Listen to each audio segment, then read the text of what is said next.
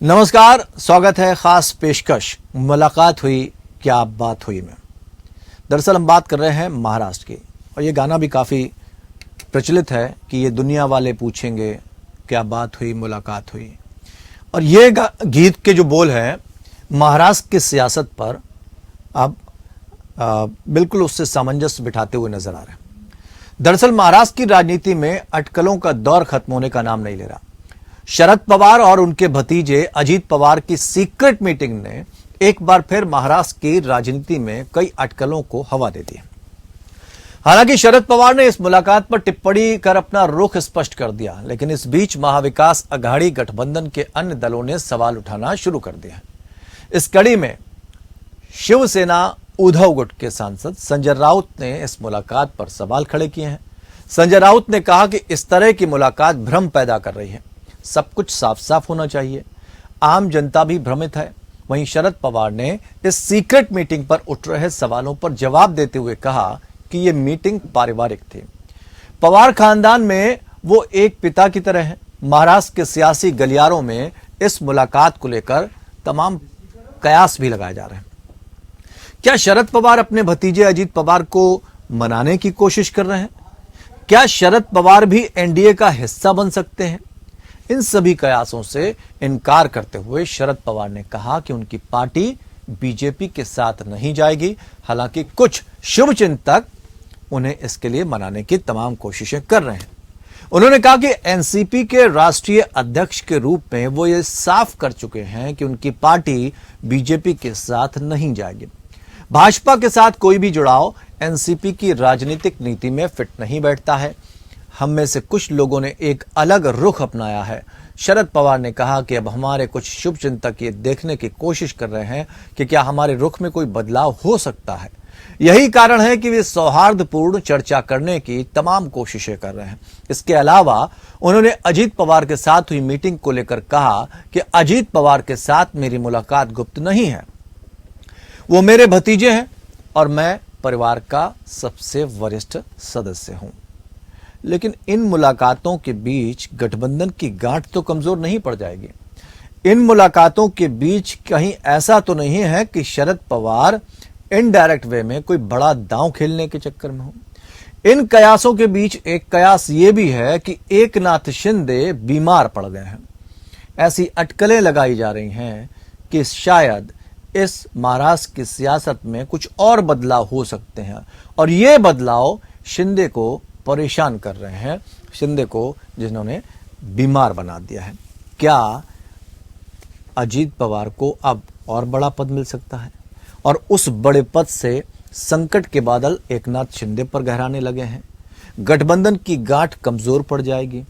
India जो गठबंधन बनाया गया है लोकसभा के लिए, जिसको मजबूत कहा जा रहा है, क्या उससे पहले ये झटका देने की एक कोशिश है, या वहां पर एक क्वेश्चन मार्क या एक्सक्लेमेटरी का साइन लगाने की यहां पर जरूरत थी? क्योंकि शरद पवार को सियासत का चाणक्य कहा जाता है। ऐसे में कोई भी काम अगर होता है तो कहीं ना कहीं उसमें हल्की मंजूरी शरद पवार की जरूर होती है। तमाम ऐसे उदाहरण हैं सियासत में कि जब कुठाराघात किया गया है, पीठ में छुरा घोंपा गया है, तो दो धड़ों में परिवार बंटता हुआ नजर आया। लेकिन यहां पर सियासत अलग है, परिवार एक है। बैठकों का दौर तब भी जारी है जब शरद पवार की पीठ में उनके अपने ही भतीजे ने छुरा घोंप दिया। तो ये अब गठबंधन के दलों को इस पर ऐतराज हो रहा है। उनको ये शक हो रहा है कि दरअसल अंदर खाने चल क्या रहा है। सारी चीजें स्पष्ट होनी चाहिए महाराष्ट्र की सियासत में। और क्या ये स्पष्ट ना होना कि असल में बैठक में हो क्या रहा है, ये धड़कनें बढ़ा रही हैं। लेकिन क्या ये धड़कनें, ये मुलाकात सिर्फ गठबंधन की गांठ को कमजोर करेगा, या गठबंधन के बाकी दलों की धड़कनें बढ़ा रही है, या भारतीय जनता पार्टी की भी इस मुलाकात से धड़कनें बढ़ सकती हैं, या फिर जानबूझकर भारतीय जनता पार्टी की तरफ से ही ऐसी कोशिशें की जा रही हैं कि महाराष्ट्र के इस चाणक्य को किसी भी तरह से अपने खेमे में ले आया जाए, ताकि पार्टी के ऊपर जो सियासी संकट एकनाथ शिंदे के दल के ऊपर चूंकि मामला कोर्ट में है इसलिए मंडरा रहा है वो खतरा, कहीं वही खतरा इस एनसीपी पर जो कि 2 धड़ों में बढ़ चुकी है उसके ऊपर भी ना असर पड़ जाए। तो ये तमाम चीजों को उसकी भरपाई करने के लिए कोशिशें की जा रही हैं कि शरद पवार को मना लिया जाए। लेकिन क्या ये वास्तविक रूप से कहा जा सकता है कि ये इतनी सहज मुलाकातें हैं कि जख्म अभी ताज़ा है उसके बावजूद मुलाकातों का ये दौर जारी है? मरहम लगाने की बजाय घात पर घात लगातार किए जा रहे हैं कि आप भी हमारे साथ आ जाओ, नहीं तो आपका हाल कैसा होगा? क्या वैसा ही होगा जैसा कि भारतीय जनता पार्टी के कुछ वरिष्ठ नेताओं का हुआ, जिनको अलग गुट में डाल दिया गया, सलाहकार के ग्रुप में रखा गया कि साहब सलाह तो आप दे सकते हैं लेकिन आप कुछ कर नहीं सकते। तो क्या ऐसे ही कुछ स्थितियां शरद पवार के साथ बन रही हैं? ये बड़े सवाल हैं।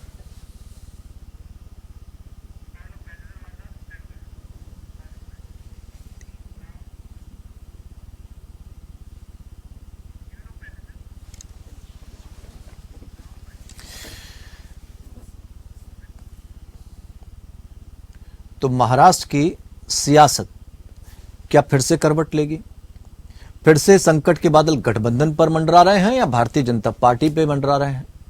इन मुलाकातों के मायने क्या है? इन सारी बातों को हम समझने की कोशिश करते हैं। 3 खास मेहमान हमारे साथ इस चर्चा में शामिल हैं। विमल डालिया, नेता भारतीय जनता पार्टी, बहुत बहुत स्वागत सर आपका। इसके साथ ही गणेश मुले पाटिल, प्रवक्ता एनसीपी, और संजय द्विवेदी, प्रवक्ता शिवसेना। आप दोनों का भी बहुत बहुत स्वागत करते हैं सर। और थोड़ा सा समझना चाहेंगे गणेश मुले पाटिल साहब कि जो मुलाकात का दौर चल रहा है, शिवसेना और आपके जो सहयोगी दल हैं उनको भी समझ में नहीं आ रहा असल में चल क्या रहा है। और एक सवाल जो खड़ा हुआ कि महाराष्ट्र को मजाक समझा है क्या? ये अब तस्वीर सामने आ रही है। क्या मतलब निकाला जाए? फिर से सियासत में कुछ बदलाव हो सकते हैं? चल क्या रहा है?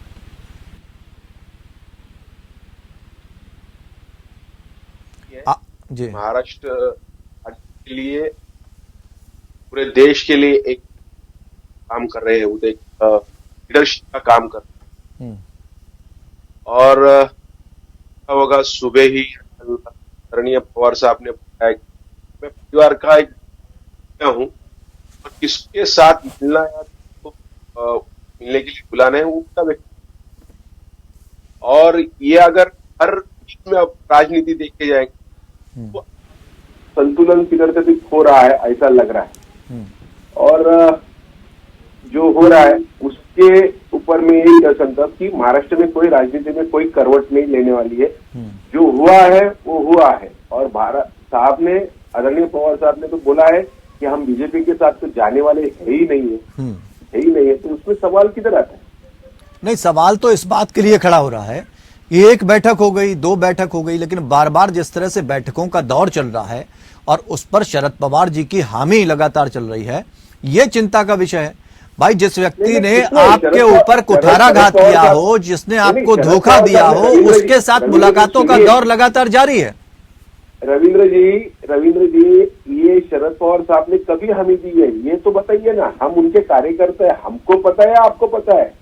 तो वही तो जानना चाहते हैं। आपको अगर पता है, मैं क्या बोल रहा हूँ, अगर वो मिलने को आ रहे हैं तो आने दो ना आप। लेकिन हमारा जो पवित्र है, हमारा जो स्टैंड है कि हम जाने वाले ही नहीं है। पवार साहब ने बताया है पहले दिन से, जब से उन्होंने उस सरकार में शामिल है उस दिन से कहा है कि हम जाने वाले नहीं है। और ये घरगुती या उनका पारिवारिक मामला है, उन्होंने खुद बताया है। उसके ऊपर सब ऐसा संदेह लेने की क्या जरूरत है? नहीं, संदेह लेने के संदेह इसलिए हो रहा है कि अब दरअसल शरद पवार जी के हाथों में बचा क्या है। ऐसा तो ना हो कि वो भी सलाहकार मंडल में चले जाएं और जो हाल शिवसेना का हुआ है, वही हाल आपका हो जाए। नहीं, शिवसेना का हाल कुछ नहीं हुआ है और राष्ट्रवादी का ही कुछ नहीं हुई। ये आपके मनगढ़ंत कहानी है। मैं आपसे विनती करता हूं कि आदरणीय शरद चंद्र जी पवार साहब के साथ बहुत बचा है। वो राजनीति के धुरंधर, ये आप ही ने अभी आपके इसमें प्रस्तावना में कहा है। तो इसका मतलब यह है कि पवार साहब के सामने हाथ में बहुत कुछ बचा हुआ है।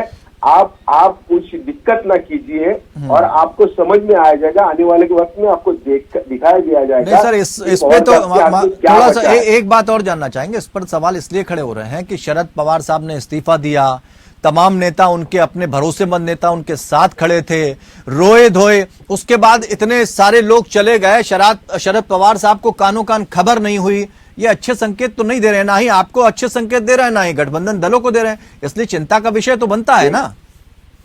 देखिए, वो होने के बाद आदरणीय पवार साहब ने क्या कहा है, जो चले गए जाने दो, हम नए खड़े करेंगे, ये अच्छा संकेत है ना। ठीक है, और हम उनके खिलाफ और उत्तेजित से होकर लड़ेंगे, ये भी अच्छे संकेत है ना। जो चले गए वो चले गए, बिना सेना के आप लड़ेंगे।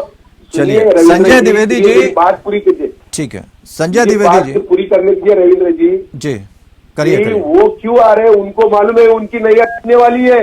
अच्छा ठीक है, और उनको नैया डूबने से बचाने वाला एक ही है, वो ही आदरणीय शरद चंद्र जी पवार साहब है। और पवार साहब ने कहा है कि आप मुझे बिना पूछे अगर समंदर में अपनी नैया जेल आई है तो डूबो और मरो। ठीक है, ये बहुत बड़ी बात करी संजय द्विवेदी जी। अब तो गणेश मुले जी ने सारी स्थिति क्लियर कर दी, मतलब इनडायरेक्ट वे में सारे संकेत दे दिए कि भाई जिसके लिए समंदर में सुनामी आई है उसमें आपने अपने माझी को, अपने नाव को उतार दिया है, तो अब आप जाने, हमारे पास आओगे तो हम मुलाकात करेंगे, लेकिन हम आपके साथ नहीं है, चप्पू बनकर नहीं चलेंगे कि आपकी नाव को हम पार लगा दें।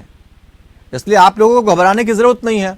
तो इस तरह के शब्दों से भी बचिए कि महाराष्ट्र को मजाक समझा है क्या, इस तरह संजय राउत जी को थोड़ा सा समझाया जाए। एक बात कहना चाहूंगा, माननीय मोदी जी, माननीय अमित शाह जी जो है देश ही को मजाक बना दे रहे हैं। कुछ नहीं करना है, सिर्फ झूठ बोलना है, झूठ पे झूठ बोलना है, झूठ बोलते रहना है। आज महंगाई, बेरोजगारी जो चीजें चल रही है देश में, वो किसकी बदौलत चल रही है। जब ये महंगाई का रोना 2014 में रोते थे तो कांग्रेस में दोष लगाते थे। आज ही कह रहे साहब कांग्रेस की वजह से ही हमारा जो है वो महंगाई बढ़ रही है। दूसरी बात मैं कह रहा हूँ, महाराष्ट्र में जो हुआ, पहले उन्होंने शिवसेना तोड़ा, ठीक है भाई आप सरकार बनाइए, इसके बाद इन्होंने एनसीपी को तोड़ दिया। क्यों तोड़ दिया भाई? माननीय शरद पवार जी जानते हैं अगर हम भारतीय जनता पार्टी के साथ जाएंगे तो जो हाल नीतीश कुमार जी का होने वाला था, जो शिवसेना का हुआ, जो अकाली दल छोड़ चली गई, माननीय मायावती से इन्होंने गठबंधन किया था, इन्होंने पीडीपी के साथ भी गठबंधन किया था, क्या हाल हुआ उसका? ऐसे बहुत उदाहरण है। कर्नाटक में इन्होंने तोड़फोड़ मचा के सरकार बनाई, क्या हुआ? 135 विधायक कांग्रेस के जीते। आज मध्य प्रदेश में क्या स्थिति है? जो इनके जो लोग थे वो वापस जा रहे हैं। दूसरी बात मैं कहना चाहूंगा, माननीय शरद पवार जी बड़े नेता हैं, वो अच्छी तरह राजनीति को जानते हैं, हमें उनको बताने की नहीं तो क्या शिवसेना वाले नहीं जानते हैं? शिवसेना के अंदर इतनी घबराहट क्यों है? नहीं, मैं घबराहट नहीं, मैं तो एक बात कहना चाह रहा हूँ ना कि माननीय शरद पवार जी को मिले, जिससे मिलना मिले, कोई दिक्कत नहीं है, लेकिन एक काम करना चाहिए। आज एनसीपी, कांग्रेस और शिवसेना की बैठक एक हो जाएगी, कोई देखिए मेन चीज क्या होती है मिलने से, क्योंकि अजित पवार जी मुख्यमंत्री बन गए हैं, जनता में भ्रम नहीं जाना चाहिए कि हम आखिर हमारा स्टैंड क्या है। महाविकास अघाड़ी के स्टैंड अगर है तो माननीय शरद पवार जी को तीनों दलों के साथ बैठकर एक मीटिंग करनी चाहिए और ये बिल्कुल एजेंडा क्लियर कर देना चाहिए पब्लिक के सामने कि नहीं, हमारा मजबूत महाविकास अघाड़ी मजबूत है, हमारा इंडिया मजबूत है, हम इसी के सहारे आगे चलेंगे। नहीं, महाराष्ट्र की जनता तो इस बात से पीड़ित है सर, महाराष्ट्र की जनता तो इस बात से पीड़ित है कि दल ही सुरक्षित नहीं है, उनके अपने सिपह सालार, उनके अपने नेताओं को ही अपने सिपह सालार पर भरोसा नहीं, कब सेना जो है उनके साथ छोड़कर चली जाए, जमीन खिसक जाए। ये एक सवाल का हम जवाब लेंगे, एक छोटा सा ब्रेक हमें यहाँ पे लेना पड़ेगा, उसके बाद वापस आ रहे हैं, तब विमल डालिया जी और संजय द्विवेदी यहीं से बात को आगे बढ़ाएंगे। शरद पवार और अजित पवार के बीच की मुलाकातों को हम समझने की कोशिश कर रहे हैं और ये जानने की कोशिश कर रहे हैं कि क्या महाराष्ट्र की सियासत में फिर से कोई बड़े बदलाव के संकेत मिल रहे हैं इन मुलाकातों से। चर्चा हम आगे बढ़ाते हैं। तीनों खास मेहमान विमल डालिया साहब, गणेश मुले जी और संजय द्विवेदी हमारे साथ जुड़े हुए हैं। संजय जी, हम ये जानना चाहते थे, हमने ये कहा कि महाराष्ट्र की जनता तो इस बात से आहत है कि जिन दलों पर भरोसा किया गया उनके अपने सिपह सालार छोड़कर चले गए, पूरी की पूरी सेना छोड़कर चली गई और कानों कान किसी बड़े नेता को खबर तक नहीं हुई। और दूसरा सवाल ये कि बाला साहब जी जब हुआ करते थे तो किसी की हिम्मत नहीं होती थी कि कदम उठा लें कोई इस तरह का, तो क्या उद्धव जी बाला साहब की वो जगह नहीं ले सके, उस साख को, उस पहचान को खो चुके हैं? दोनों बातों को आपको बड़ा स्पष्ट रूप से जवाब देता हूं। कर्नाटक में तोड़फोड़ हुई, 1.5 साल सरकार चली, कर्नाटक जनता देख रही थी। जनता देख उसने फैसला दिया अपना 3.5 साल बाद। क्या फैसला दिया? कांग्रेस को बना दिया। और जो तोड़फोड़ हो रही है वो आज से नहीं हो रही है, तोड़फोड़ की जा रही है। 50 लोग एकदम हो गए मुख्यमंत्री पद, उप मुख्यमंत्री पद। आज शिंदे जी को भी शिवसेना मुख्यमंत्री बनाना चाह रही थी 2019 में। अगर गठबंधन बीजेपी से होता तो 2.5 साल बाद इन्होंने शिंदे को थोड़े गठबंधन। देखिए इनकी मानसिकता क्या है, इनको जो 9 साल में क्या चल रहा 10 साल से कि जहां सरकार हमारी नहीं है वहां कौन सरकार बनाएंगे। देखिए एक उदाहरण नहीं है ये, आप राजस्थान से लेके कर्नाटक, उत्तराखंड, मतलब 10वीं उदाहरण आप देख लीजिए, एक उदाहरण नहीं है। तो ये तोड़फोड़ कर कौन रहा है भाई? इससे पहले तो सरकार चल रही थी, तोड़फोड़ तो कोई करे ना नहीं, भाई। नहीं, आपका दल आपके अपने वादों भाई, से, आपकी अपनी बातों से मजबूत होता है ना। मेरी बात समझिए ना, बाला साहब ठाकरे सामने भी छगन भुजबल जी गए, नारायण राणे जी गए, 10-12 विधायक लेके। आज उद्धव ठाकरे 2.5 साल मुख्यमंत्री रहे हैं, जो उन्होंने अपने दिया वहाँ पे जनता के बीच में जो अपना रखा व्यू, जो काम किया उन्होंने, आज जनता उनको लाइक कर रही है। अगर लाइक ना कर रही होती आज की डेट में तो कितने चुनाव हुए हैं महाराष्ट्र में भी, महाराज जितने चुनाव हुए, इनका 2.5 साल पुरानी सीट चली गई। क्यों चली गई? क्योंकि जनता को माननीय शरद पवार, उद्धव ठाकरे और कांग्रेस में विश्वास है। आज विश्वास कौन खो रहा है? विश्वास खो रहा है भारतीय जनता पार्टी। आज महाराष्ट्र में विश्वास जो खोने काम कर रही है भारतीय जनता पार्टी खो रही है। और निश्चित मैं कहता हूँ आज भी आप चुनाव करवा लीजिए आप महाराष्ट्र में, और अगर माननीय उद्धव ठाकरे दोबारा पुनः सीएम ना बने तो हम उससे कहिएगा ये जो तोड़फोड़ की राजनीति है कि कभी एनसीपी तोड़ लो, एनसीपी तोड़ने की क्या जरूरत थी? हाँ तो टूट रहे हैं तो आप क्या कहीं ना कहीं कमी है ना वहाँ पर? नहीं, हमारे कमी नहीं है। ये तो जब अडानी जैसे लोग जिनकी बात जो किस स्थान पे थे 2014 में, आज किस स्थान में पहुंच, मतलब आपका कहने का मतलब ये है कि जमीर मर चुके नेताओं के, सत्ता के लिए कुछ नहीं करेंगे। अरे जब आप ईडी जबरदस्ती लगा देंगे, ईडी का भय दिखा रहे हैं, सीबीआई का भय दिखा रहे हैं, नेता इल्जाम लगाते हैं। और जब ईडी तो सियासत डर के की जाती है क्या? सियासत डर के की जाती है, सियासत का नाम ही कुर्बानी है। संजय राउत डर के नहीं करी। यही काम अगर राहुल गांधी कर गए होते तब तो दूसरी तस्वीर होती, वो भी शामिल हो जाते बीजेपी में। संजय राउत जी ने नहीं डरे, माननीय नवाब मलिक जी नहीं डरे, जेल सजा काटी। ठीक है विमल डालिया साहब, ये जो तोड़फोड़ की राजनीति है ये अब आप लोगों को रास नहीं आ रही है, इसलिए अब आपके पास विकल्प एक ही बचा है कि भाई झुककर जाइए, मना लीजिए, ताकि जो बची खुची साख है वो भारतीय जनता पार्टी की बची रह जाए। तो कभी अजित पवार को शामिल करवा लीजिए, कभी शिंदे को शामिल करवा लीजिए। और अब तो सुना है शिंदे साहब बीमार चल रहे हैं क्योंकि अजित पवार का शायद कद बढ़ाया जा सकता है। ये गेम कब तक? आप महाराष्ट्र की राजनीति के बारे में बात कर रहे हैं या पार्लियामेंट की राजनीति के बारे में बात कर रहे हैं? सब अभी जो महाराष्ट्र की राजनीति पर ही बात की है, जितने सवाल आपने सुने होंगे सब महाराष्ट्र की राजनीति को लेकर ही होंगे। मुझे तो नहीं लगता कि मैंने अभी राष्ट्रीय राजनीति की बात की। नहीं तो क्या आप समझ में भी कमी आ गई क्या? नहीं, महाराष्ट्र में जो पोजीशन शिवसेना की थी, जो हिंदू छवि शिवसेना की थी, कांग्रेस में जाने के बाद में उनकी छवि बिल्कुल खत्म हो गई। और आज Bharatiya Janata Party day to day power में आते जा रही है। चाहे शिंदे ग्रुप आया है हमारे साथ में, और कल अच्छा, भारतीय जनता पार्टी इतनी पावरफुल है महाराष्ट्र में कि उसे अजीत पवार को शामिल करना पड़ रहा है और शिवसेना के लोगों को शामिल करना पड़ रहा है। भारतीय जनता पार्टी के पास अपना कोई ऐसा नेता नहीं है जिससे वो ताकतवर बन जाए, दूसरों के नेताओं को शामिल करने के बाद पावर में आ रही है वो। नहीं, अजीत पवार जी उन्होंने चल के आया है, भारतीय जनता पार्टी ने कोई उन्हें इन्वाइट नहीं किया है। और आज आप देख रहे हैं कि जिस प्रकार जो शिवसेना की हालत खराब होते जा रही है, उन्हें भी लग रहा है कि एनसीपी को भी वहां पे लग रहा है कि आने वाले दिनों में भारतीय जनता पार्टी एनडीए के साथ रहेंगे तो ही हम सर्वाइव होंगे। इसलिए अजित पवार जी ने भारतीय जनता पार्टी एनडीए में ज्वाइन किया है। और शिवसेना के साथ हम जाना नहीं चाहते क्योंकि जिसके कोई सिद्धांत ही नहीं है, वैसे लोगों के साथ हम कैसा जाएंगे। हमने कभी भी उनको एक छोटे भाई का दर्जा दिया है, लेकिन उन्होंने छोटे भाई का दर्जा क्या है? जो रणनीति और जो नियति चल रही है इस वक्त, जो विपक्षी दलों के भी आरोप हैं, वो भी उस तस्वीर को, भारतीय जनता पार्टी की तस्वीर को दिखाने की कोशिश कर रहे हैं। एक मैं सवाल सुन लीजिए, वो ये तस्वीर दिखाने की कोशिश कर रहे हैं कि देवेंद्र फडणवीस का कद उनके पर कतरने थे तो एकनाथ शिंदे को ले आए, अब एकनाथ शिंदे के पर कतरने हैं तो अजीत पवार को ले आए। तो ये चीजें ज्यादा देर तक नहीं चलने वाली हैं। नहीं, हमारे पास वैसा नहीं है। हमारे पास में हर नेता का अपना प्रभाव रहता है। और आज शिंदे जी जो आए हैं, ठीक है, उन्होंने उनका कामकाज देखा है। ठीक है, संजय द्विवेदी जी कुछ कहना चाह रहे हैं। फडणवीस की जरूरत पड़ेगी तो ठीक है। देवेंद्र फडणवीस जी आएंगे। ठीक है, संजय द्विवेदी जी कुछ पूछना चाह रहे हैं। जी, संजय द्विवेदी, ठीक जब है। शिंदे जी अलग हुए थे हाँ। तो इनके विधायकों ने क्या कहा था कि साहब अजीत पवार के दादा के पास वित्त मंत्रालय है, वो अपने विधायकों को पैसा बांट रहे हैं। उन्होंने जो शिवसेना के विधायक उनको पैसा नहीं दिया, तो आप तो फिर विभाग उसके बाद फिर आ गया, उप मंत्री वो फिर बन गए। अच्छा, तो भरोसा है आपको? अब तो पवार जी पे भरोसा है? मुले साहब ने तो कह दिया, स्पष्ट कर दी तस्वीर। आपको पवार जी भरोसा है कि नहीं, उन्हें पूछिए। आपको है? पूछिए, आपको शरद पवार जी पे भरोसा है? बिल्कुल 100% भरोसा है। ठीक है, बहुत बहुत शुक्रिया 100%। आप तीनों मेहमानों का। समय चूंकि अभाव है समय का हमारे पास, बहुत बहुत शुक्रिया। महाराष्ट्र की सियासत में जो कुछ हो रहा है, महाराष्ट्र की जनता देख रही है।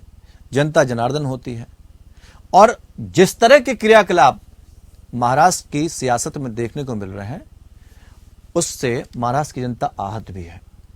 लेकिन अब फिर से एक बड़े बदलाव के बड़े संकेत मिलने के आसार नजर आ रहे हैं इन मुलाकातों के जरिए। सबका ध्यान इसी तरफ है कि 2024 से पहले महाराष्ट्र में क्या क्या घट सकता है, उस पर नजर बनाए रखनी है, आपको भी हमको भी। फिलहाल इतना ही, नमस्कार।